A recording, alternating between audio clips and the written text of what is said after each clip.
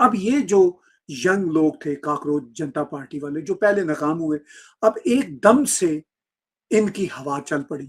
सारे पॉलिटिशियंस राहुल गांधी, अखिलेश यादव, सभी पॉलिटिशियंस जो ऑपोजिशन के थे।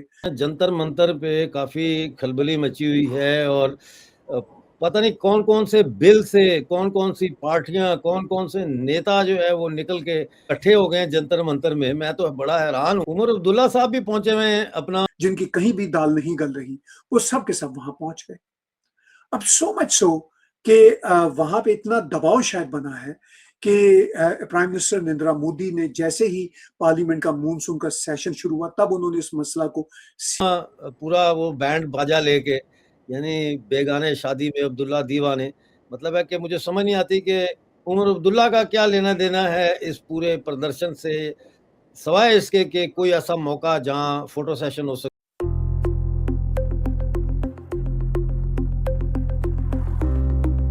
तो हमें अंदाजा हुआ कि ये मामला सीरियस है, क्योंकि इस मामला पे इंटरनेशनल प्रेस भी बोल रहा है, पाकिस्तान के मीडिया ने तो और सोशल मीडिया ने तो जाहिर है ये भारतीय सरकार के खिलाफ हो रहा है और खासतौर पर मोदी सरकार के खिलाफ, तो उन्होंने तो इसको उछालना ही था। चलिए, वो तो अपना काम करेंगे, पाकिस्तान से आप किसी और चीज की एक्सपेक्टेशन तो रख नहीं सकते।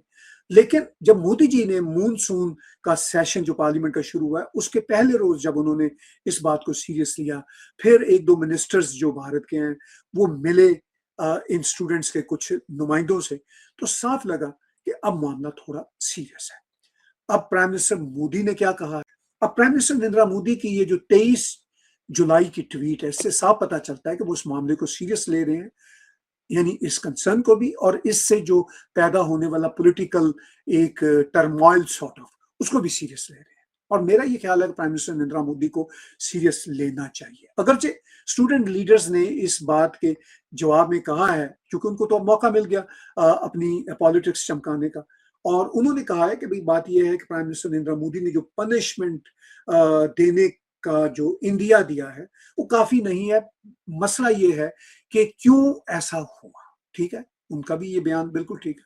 तो बहरहाल कॉकरोच जनता पार्टी की जो यंग अनइम्प्रेसिव लीडरशिप थी वो एकदम से इम्प्रेसिव, एकदम से रजिस्टर हो गई है, और इंटरनेशनल मीडिया पे भी उसका चर्चा हो रहा है।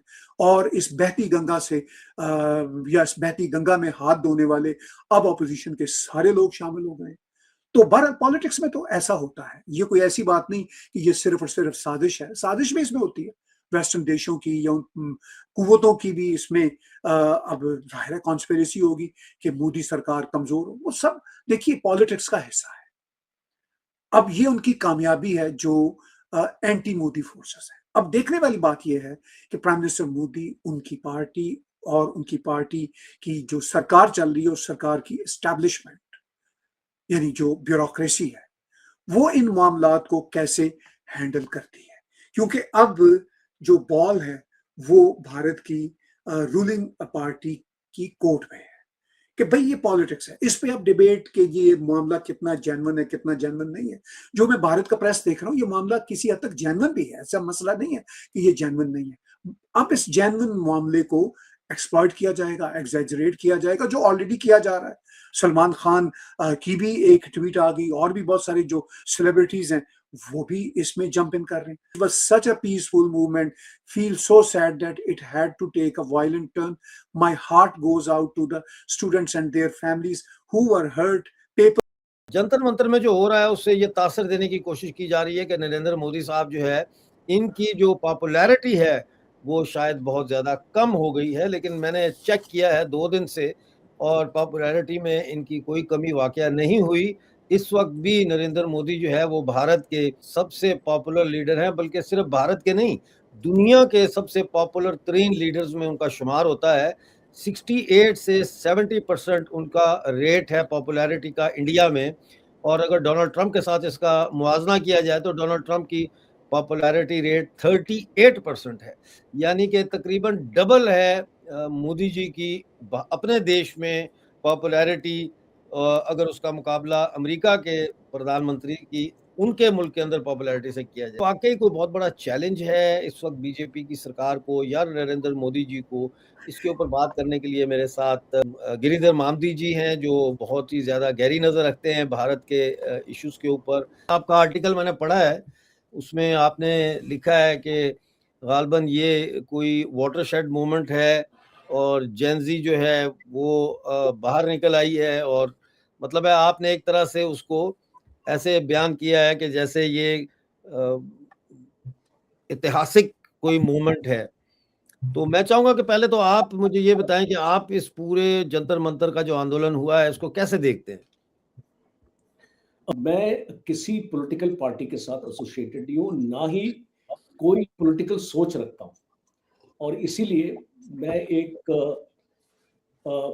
निष्पक्ष एक व्यू पॉइंट अपना देता हूँ। इसलिए इसको मैंने अपने आर्टिकल में लिखा है, बिकॉज मैं एजुकेशन सेक्टर के साथ जुड़ा हुआ हूँ, और मैं एक बिजनेस स्कूल का डायरेक्टर रहा हूँ 5 साल, और मैं बच्चों के साथ दिल्ली यूनिवर्सिटी में मैंने काफ़ी इंटरेक्शन किए, मैं बुलाया जाता हूँ काफ़ी वहाँ पे।